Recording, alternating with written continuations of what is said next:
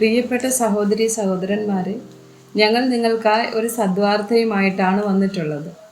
2025 ജനുവരി 1 മുതൽ 365 തലക്കെട്ടുകൾ ഉൾപ്പെടുത്തിക്കൊണ്ടുള്ള വർഷം മുഴുവൻ പ്രാർത്ഥിച്ച് ധ്യാനിക്കാനുള്ള വചനങ്ങൾ ഞങ്ങൾ പങ്കുവയ്ക്കുന്നു. എല്ലാ ദിവസവും ഞങ്ങൾ ഒരു തലക്കെട്ടും അതുമായി ബന്ധപ്പെട്ട വചനങ്ങളും അയച്ചു തരുന്നതായിരിക്കും.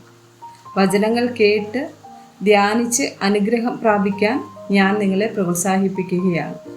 ദയവായി സബ്സ്ക്രൈബ് ചെയ്യുകയും നിങ്ങളുടെ കൂട്ടുകാരുമായി പങ്കുവയ്ക്കുകയും ചെയ്യുക. നന്ദി.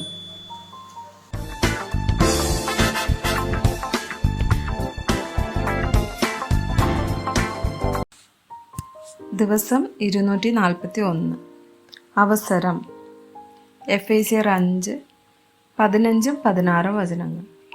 ആകയാൽ സൂക്ഷ്മത്തോടെ അജ്ഞാനികളായിട്ടല്ല ജ്ഞാനികളായിട്ടത്രേ നടപ്പാൻ നോക്കുവിൻ.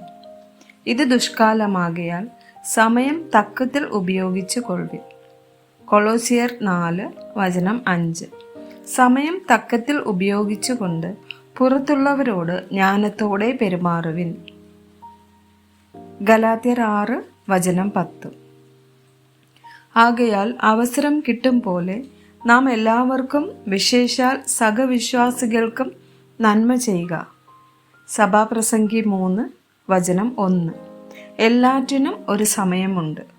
ആകാശത്തിന് കീഴിലുള്ള സകല കാര്യത്തിനും ഒരു കാലമുണ്ട്. യോഹന്നാൻ 9, വചനം 4. എന്നെ അയച്ചവൻ്റെ പ്രവൃത്തി പകൽ ഉള്ളിടത്തോളം നാം ചെയ്യേണ്ടതാകുന്നു. ആർക്കും പ്രവർത്തിച്ചു കൂടാത്ത രാത്രി വരുന്നു. ഫിലിപ്പിയർ 1, വചനം 12. സഹോദരന്മാരെ, എനിക്ക് ഭവിച്ചത് സുവിശേഷത്തിൻ്റെ അഭിവൃദ്ധിക്ക് കാരണമായി തീർന്നു എന്ന് നിങ്ങൾ അറിവാൻ ഞാൻ ഇച്ഛിക്കുന്നു.